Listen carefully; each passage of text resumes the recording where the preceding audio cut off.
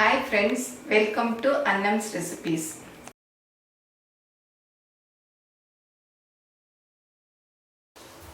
இன்னைக்கு இந்த வீடியோல செட்டிநாடு ஸ்பெஷல் ஆடி கும்மாயம் தான் எப்படி செய்யலாம்னு பார்ப்போம். இதை வந்து ஆடி கூழுன்னு சொல்லுவாங்க, ஆடி கும்மாயம்னு சொல்லுவாங்க. இது வந்து உளுந்தங்களி மாதிரி தான். உளுந்தங்களிக்கு வந்து உளுந்தம்பருப்பும் பச்சரிசியும் போடுவோம். இதில் வந்து பாசி பருப்பும் சேர்த்துருக்கு. ஆனால் செட்டிநாட்டிலேயே சிலவங்க வந்து உளுந்தம்பருப்பும் பச்சரிசியும் தான் போடுவாங்க. எங்கள் அம்மா பாட்டி எல்லாம் உளுந்தம்பருப்பும் பச்சரிசி மாத்திரம்தான் போடுவாங்க. சிலர் வந்து பாசி பருப்பெல்லாம் சேர்த்து பண்ணுவாங்க.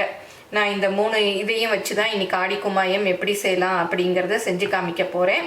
இது வரைக்கும் எங்கள் சேனலை சப்ஸ்கிரைப் பண்ணாதவங்க சப்ஸ்கிரைப் பண்ணிக்கோங்க. ஃபேஸ்புக், இன்ஸ்டாகிராமில் அன்னம்ஸ் ரெசிபீஸை ஃபாலோ பண்ணுங்கள். இப்போ ஆடி கும்மாயம் எப்படி செய்யலான்னு பார்ப்போம்.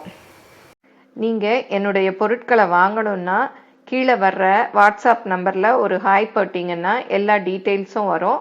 அதை பார்த்து உங்களுக்கு என்னென்ன பொருள் வேணுமோ அதை நீங்கள் ஆர்டர் பண்ணி வாங்கிக்கலாம். இந்த ஆடி கும்மாயத்துக்கு தேவையான பொருள் என்னென்னு பார்க்கலாம். 1 கப்பு வெள்ளை உளுந்தம்பருப்பு, 1/4 கப்பு பச்சரிசி, 1/4 கப்பு பாசிப்பருப்பு. இப்போ இதெல்லாம் வந்து நல்லா வறுத்துக்கலாம். இப்போ உளுத்தம்பருப்பை போட்டுக்கலாம். போட்டுட்டு அடுப்பை குறைச்சி வச்சுட்டு கைவிடாமல் கிளறணும். நல்லா வாசம் வரணும். அப்படியே விட்டுட்டோம்னா உளுத்தம்பருப்பு கருகி போயிடும். அப்புறம் வந்து ஆடிக்கூழ் வந்து ரொம்ப வாசமாக நல்லா இருக்காது. அதனால் அது மாத்திரம் கொஞ்சம் பார்த்து பக்கத்துலேயே நின்று வறுத்துக்கணும். இந்த ஆடி கும்மாயம் ரெசிபி வந்து நிறைய பேர் கேட்டிருந்தீங்க எப்படி செய்கிறதுன்னு. எனக்கு கொஞ்சம் நேரமும் இல்லை. ஏன்னா நான் வந்து ஊருக்கு போகிறச்சியே வறுத்து அங்கே மிஷின்லேயே அரைச்சிட்டு வந்துடுவோம். அங்கே மிஷினில் தான் ஊரில் இந்த ஆடிக்கூழ் மாவு அரைக்கிறதுக்குனே தனி மிஷின் வச்சுருப்பாங்க. நல்லா நைஸாகவும் அரைச்சி கொடுப்பாங்க. அதனால சரி இங்கே வறுத்து அரைக்கணுமே அப்படின்னு சோம்பேறித்தனப்பட்டுட்டே நான் வந்து ரொம்ப நாள் செய்ய முடியல. சரி இப்போ செஞ்சு காமிப்போம் அப்படின்னு. நீங்கள் கொஞ்சமாக பண்ணுறதா இருந்தால் வறுத்து மிக்சியில் அரைச்சிக்கலாம். இதே நிறைய பண்ணிங்கன்னா வறுத்துட்டு ரைஸ் மில்லில் கொடுத்து அரைச்சி வச்சுக்கலாம். பாருங்கள், இந்த அளவுக்கு வறுத்துக்கணும். நான் எடுத்து கூட காமிக்கிறேன் பாருங்கள்.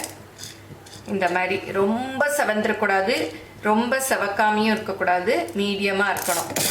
இப்போ போதும், நல்ல வாசம் வருது. இதை வந்து ஒரு தட்டில் கொட்டிக்கலாம். கொட்டி அப்படியே ஆற விட்டுடலாம். இப்போ பாசிப்பருப்பையும் போட்டுக்கலாம். பாருங்கள், பாசிப்பருப்பும் நல்லா வறுபட்டுருச்சு, நல்லா வாசம் வந்துருச்சு.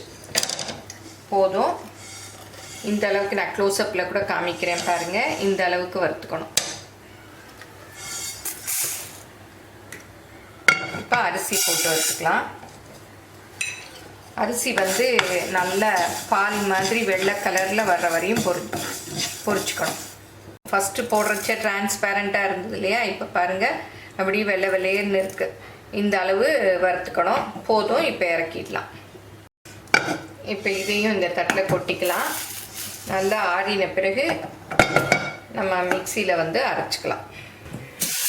இப்போ நல்லா அரைச்சி இதை மிக்சி ஜாரில் போட்டு அரைச்சிக்கலாம்.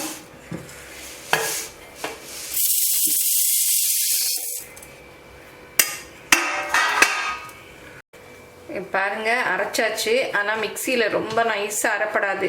இதுக்கு வந்து நைஸாக இருந்தால் தான் நல்லாயிருக்கும். அந்த காலத்துலலாம் வந்து இதை திருகையில் தான் திரிப்பாங்க. இங்கே பாருங்கள், ஓரத்தில் ஒட்டி இருக்கு பாருங்கள். இந்த அளவு ஃபைன் மாவாக இருக்கணும். அப்போ தான் வந்து ஆடி கும்மாயம் சூப்பராக இருக்கும். இங்கே பாருங்கள், இங்கே ஒட்டி இருக்கு இல்லையா? இந்த மாதிரி இருக்கணும். இதை வந்து நம்ம சலிச்சிட்டு இன்னொரு தடவை கூட அரைச்சிக்கலாம்.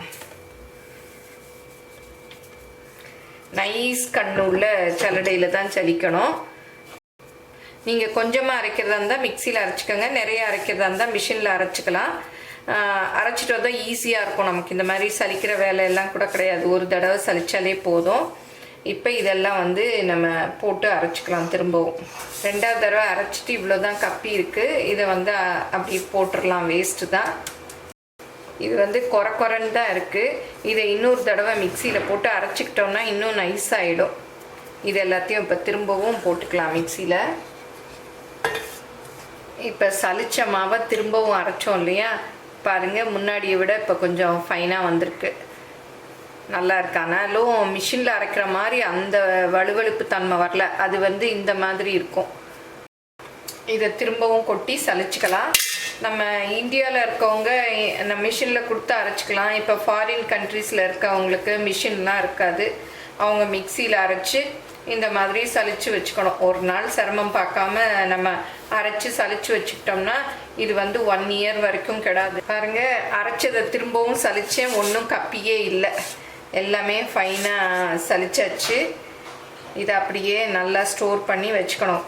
மிக்சியில் அரைச்சதுனால சூடாக இருக்குது, கொஞ்சம் ஆறட்டும். இப்போ ஆடிக்கூழ் மாவு, அதாவது ஆடி கும்மாயம் மாவு ரெடி ஆகிடுச்சு. இது நம்ம வறுத்து அரைச்சிருக்கிறதுனால இந்த மாதிரி கிளாஸ் பாட்டில் ஈரம் இல்லாமல் காய வச்சு போட்டு வச்சுக்கிட்டோம்னா 1 வருஷத்துலேருந்து 2 வருஷம் வரையும் இருக்கும். கிளாஸ் பாட்டில்னு இல்லை, நம்ம டப்பாவில் கூட போட்டு வச்சுக்கலாம்.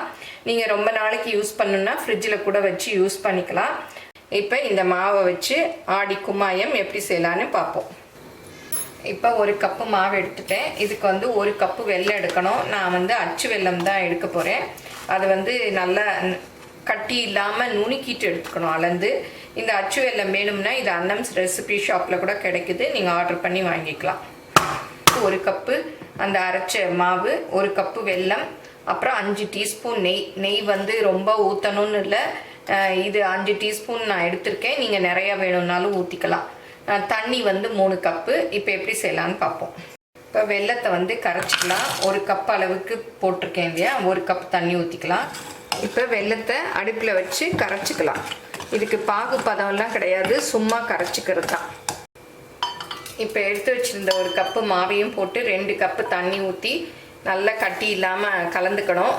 நான் மாவெல்லாம் போட்டு தண்ணி ஊற்றச்ச கேமரா ஆனில் இருக்காக்குன்னு நினச்சேன், பட்டு ஆனே பண்ணலை.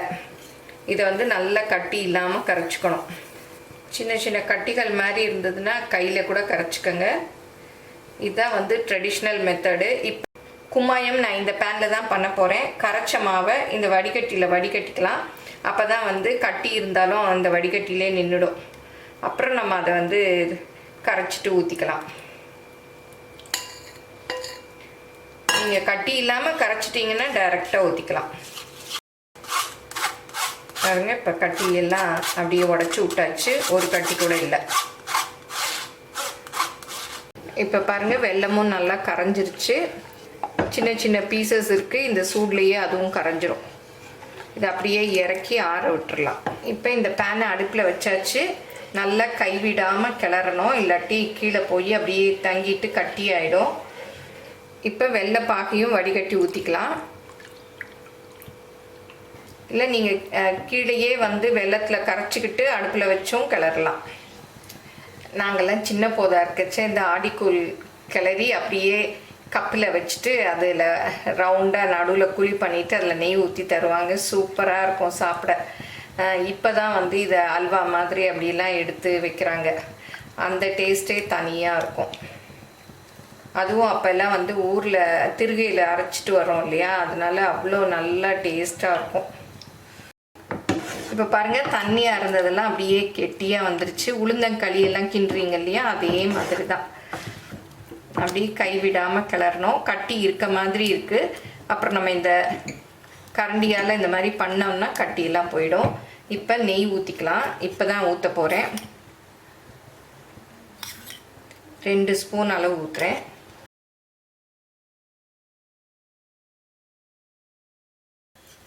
இப்போ இன்னும் 2 ஸ்பூன் நெய் ஊற்றிக்கலாம். நீங்கள் நெய் ஊற்றாமல் கிளறிட்டு நீங்கள் சாப்பிட்றச்சு கூட ஊற்றி சாப்பிட்டுக்கலாம் சூடாக. அதுவும் ஒரு டேஸ்ட்டாக நல்லா இருக்கும். இப்போ பாருங்கள், அப்படியே அல்வா மாதிரி சுருண்டு வருது. ஃபஸ்ட்டு கட்டி இருக்க மாதிரி இருந்தது, இப்போ கட்டிலாம் ஒன்றும் இல்லை. அப்படியே கட்டி இருந்தாலும் நீங்கள் கரண்டியில் இந்த மாதிரி பண்ணிங்கன்னா அதுவே உடஞ்சிரும். பாருங்கள், நல்ல வெண்ணெய் மாதிரி வந்துருச்சு. கொஞ்சம் கடைசியில் இறக்க போகிறச்ச கொஞ்சம் நெய் ஊற்றிக்கலாம். நான் வந்து டோட்டலாக ஒரு 5 ஸ்பூன் அளவு தான் நெய் ஊற்றினேன். இது எப்படி வெந்துருச்சுன்னு செக் பண்ணுறதுன்னா கையை வந்து நல்லா தண்ணியில் நனைச்சிக்கணும். நனைச்சிக்கிட்டு அப்படியே தொட்டு பார்க்கணும். பாருங்கள், ஒட்டவே இல்லை, நல்லா வெந்துருச்சு. இப்போ கொஞ்சம் ஸ்பூனில் எடுத்து காமிக்கிறேன். பாருங்கள், அப்படியே வெண்ணெய் மாதிரி இருக்குது. அப்படியே போட்டால் விழுகுது பாருங்கள். இந்த மாதிரி இருக்கணும். ஆடி கும்மாயம் ரெடி ஆயிடுச்சு. இது வந்து செட்டிநாடு கல்யாணத்துலலாம் கட்டாயமாக வைப்பாங்க. ஈவினிங் டிஃபனுக்கோ இல்லை நைட்டு டின்னருக்கோ இல்லை மார்னிங் பிரேக்ஃபாஸ்ட்டுக்கோ இலையில ஒரு ஸ்வீட்டாக இது கட்டாயமாக இருக்கும்.